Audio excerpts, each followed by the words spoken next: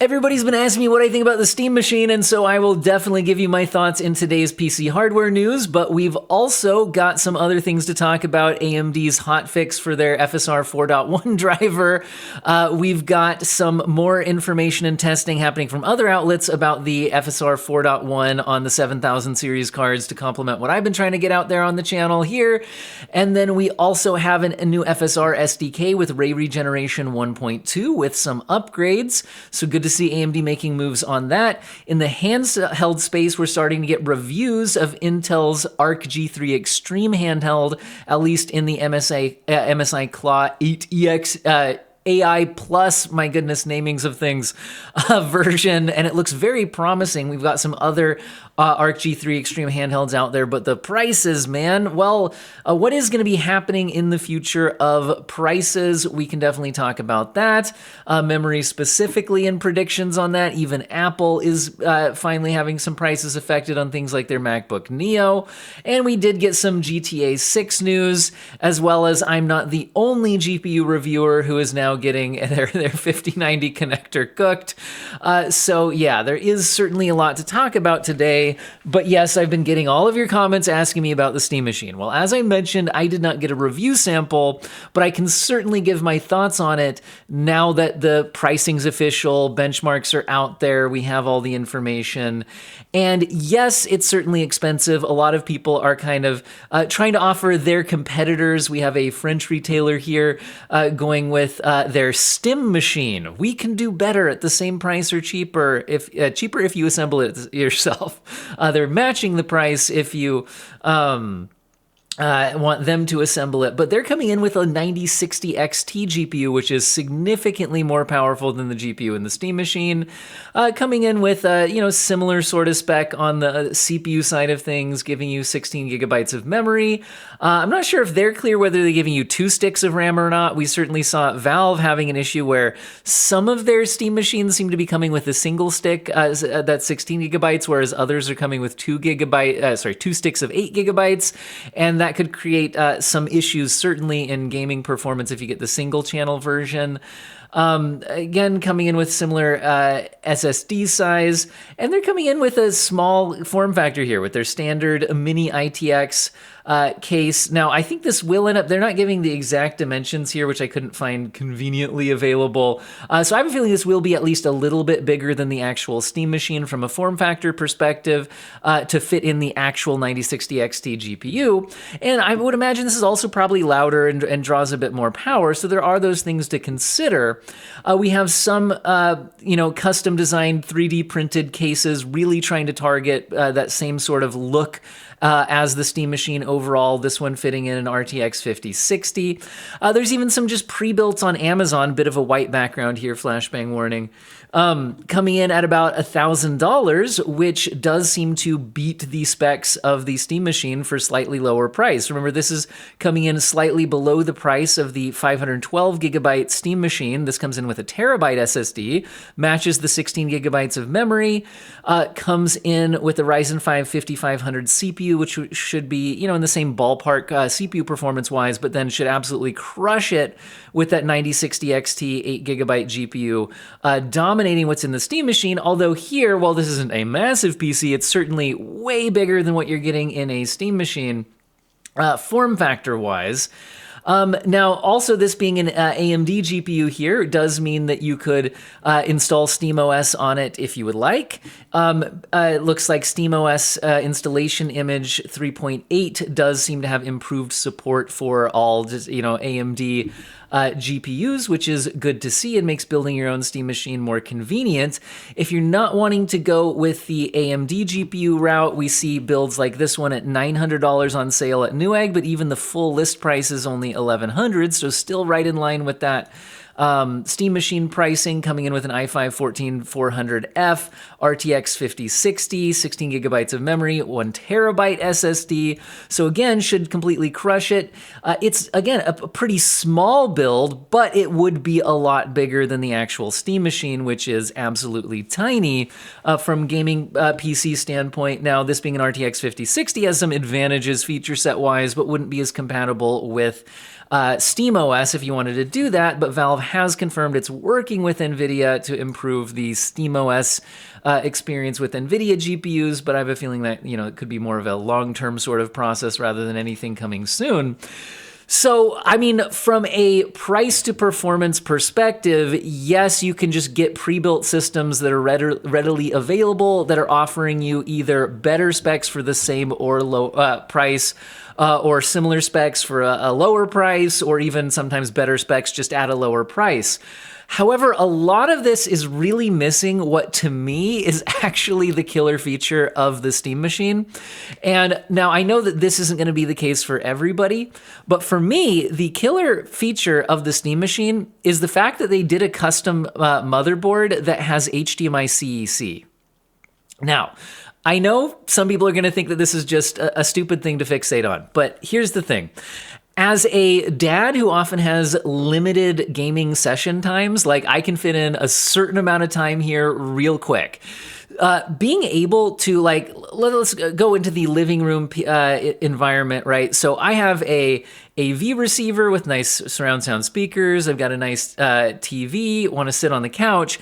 If I'm going with a PS5, I can just hit the PS button on the controller, and then through HDMI CEC, this not only wakes up the console, but then it automatically also wakes up the AV receiver, switches it to the correct input, also wakes up the TV, which automatically jumps to the correct input. And if I want to sleep everything, I can also just hit the button on the remote, turns off the the PS5 console, as well as the TV and the AV receiver all at once. All of it plays super nicely together through that HDMI CEC.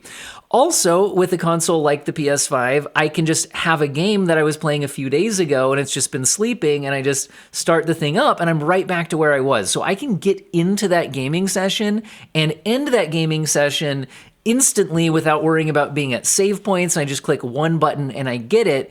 And I'm right there. And the convenience of that really can't be understated for that type of a use case and playing nicely in the home theater kind of console competitor environment. That is absolutely huge. And normal PC GPUs don't really support that HDMI CEC setup. And from my research, there's some connectors and dongles and add-ons that you can try to get similar functionality happening, but it's certainly less convenient. And then I also do like the SteamOS aspect where that plays super nicely with the controller and not having to boot into Windows. So on my, I can hook up my 5090 gaming PC to my TV, and I certainly do. When I actually start it up, I going over to, turn on the PC, then I have to make sure my AV receiver is switched to a different input than it usually is, which I have to do manually. It's not happening automatically. Then I turn on the TV, have to switch the TV to the correct input, which again isn't happening automatically. Then I have to get out my keyboard and mouse to log into my Windows and then start up the game that I'm looking for. And then half the time, Windows doesn't remember my 5.1 surround sound setup, and I have to remind it that it's not in stereo because sometimes it just forgets. Oh, and then Windows 11 menu makes it hard to get into the older configuring surround sound menus. They kind of buried it, so I have to use the stupid command thing to get there quick. Anyway, what I'm trying to say is that, these are first world problems. That is really, in a manner of a minute or two, I'm within the game that I want to be in. It's certainly less convenient than what I otherwise would have. And so, sorry, I got a suspected spam caller on my phone there. I was checking. So the point is, I'm attracted to the idea of the Steam Machine just playing nicely, similar to a gaming console, but using my actual PC experience. So my main issue with the Steam Machine isn't actually the price that it hit. It's that I almost wish that they'd offer just a more powerful version of the system if the price is already going to be high. So my issue is that at that price, it is kind of low spec, but it does have all those convenience factors. I like all those convenience factors. So I almost wish that once the pricing kind of went out the window, they just offered a higher spec version of this, because while I could build a SteamOS box, it's not going to have that nice HDMI CEC thing, and I could try to research, playing around with that and all that, but in other words, there's still something to be said for the Steam Machine in terms of how it plays in that environment, and its overall form factor, how quiet it is, all of that. It's really cool. So I think the Steam Machine is cool. I still think it's going to probably sell out at least its initial waves, regardless of the pricing. And then I think eventually it'll be could be a bit slow, just because it is weak specs for what you're getting. So I really just wish that they'd double down with like a more powerful version. If the price already sucks, that would be like a super powerful console-like gaming PC. Maybe that's what we're gonna get out of the upcoming Project Helix from Xbox or something like that. I don't know. Now, let's go ahead and talk a bit about the driver hotfix that you might need if you were trying to use the FSR 4.1 on your 7000 series GPU, or just in general, you just updated to the latest drivers. So a lot of Windows 10 users were having some issues with the driver update, so just letting you know that there is a 26.6.3 hotfix available, which kind of white background again, flashbang. Actually, wait, no, never mind. This site actually works properly with my dark mode. Amazon doesn't play nicely with my dark mode extension. Anyway, so false alarm on the flashbang.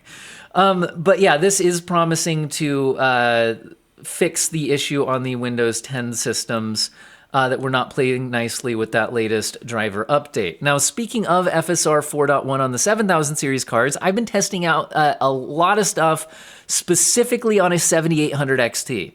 However, I've been getting a lot of comments asking, how does this now play into the 9070 XT versus 7900 XTX situation, which is not something that I've been able to test out.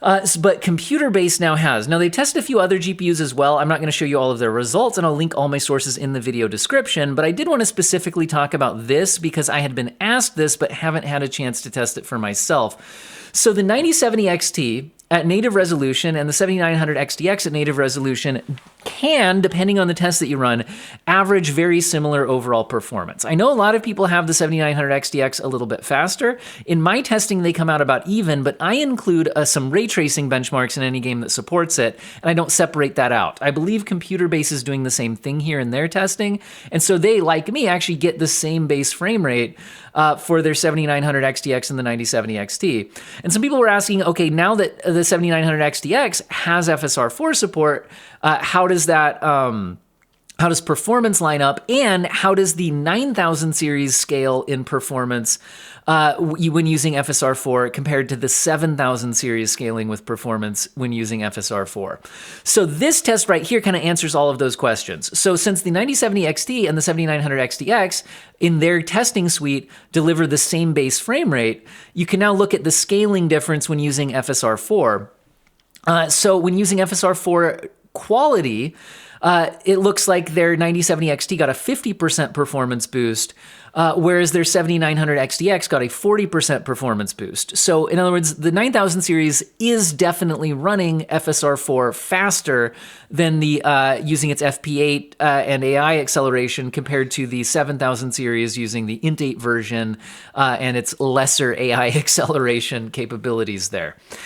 In performance mode, their 9070 XT got a 91% performance boost out of FSR 4, whereas their 7900 XTX received a 73% performance boost.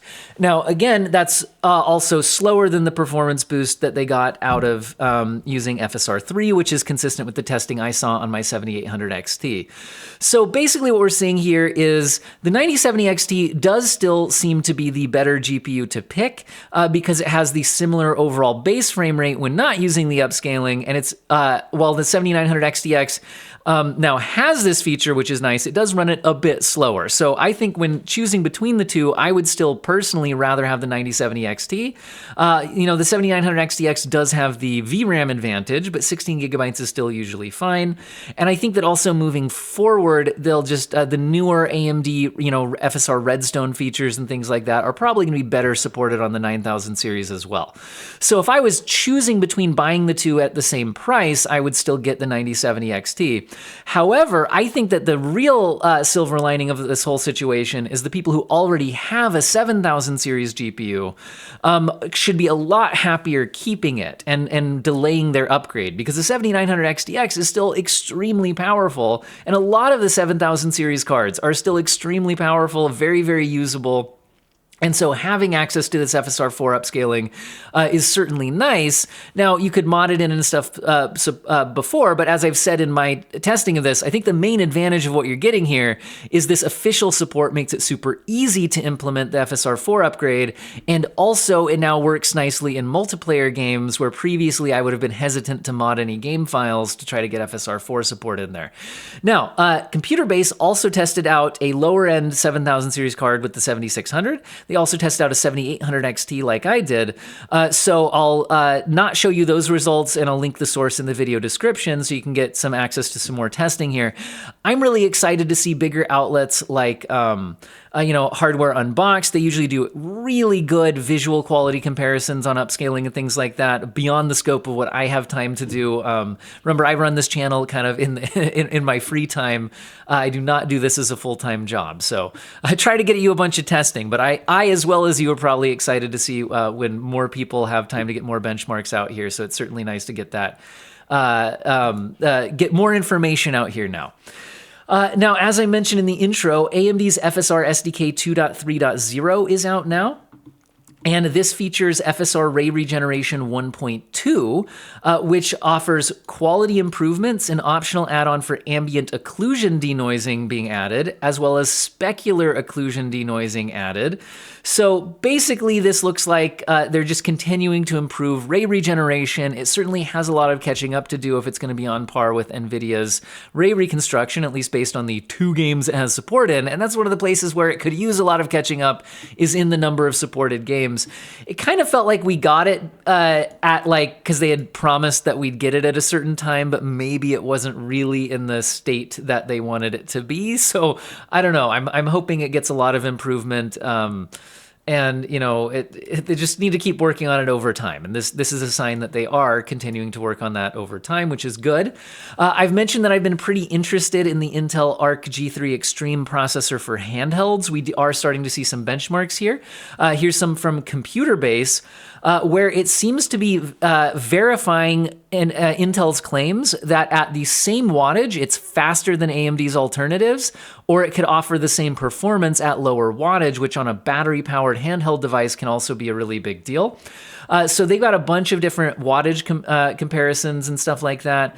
But if you compare it to like the ROG Xbox Ally X and its 35-watt turbo mode, the MSI Claw EXAI Plus and its 35-watt mode is 57% faster in Computer Base's test suite. I'm sure different games could average out differently, but that's certainly beyond a margin of error. It's significantly faster. And also, that means that it can, when running at 17 watts, it's actually faster than the ROG Ally X running at 35 watts. That is absolutely huge when you're thinking about a battery-powered device running off of batteries. So that's very, very promising. Again, there's a lot of other tests here. I'll link the source in the video description. Now, there's some other devices that are coming in at a slightly lower price point that feature the Arc G3 Extreme, but they're still very expensive. And this is the main reason I haven't bought one, because I am interested in this. I use my Steam Deck constantly, and I would be interested in a slightly higher-powered device. But yeah, the prices is kind of a little out of my, not I couldn't buy one at this price. It just feels bad, right? I'm like, I'll wait. I'm not in a rush. Speaking of pricing, Asus has said that PC prices will still rise slightly in Q3, but they're saying that it will be a slower price rise than what we've been seeing in previous quarters. But it's still going up. They're not saying it's going to be coming back down. They're saying it's still going up, just the rate at which it's increasing will be slowing down. And we have some RAM experts apparently warning that memory prices could climb up to 50% per quarter with no relief until 2028.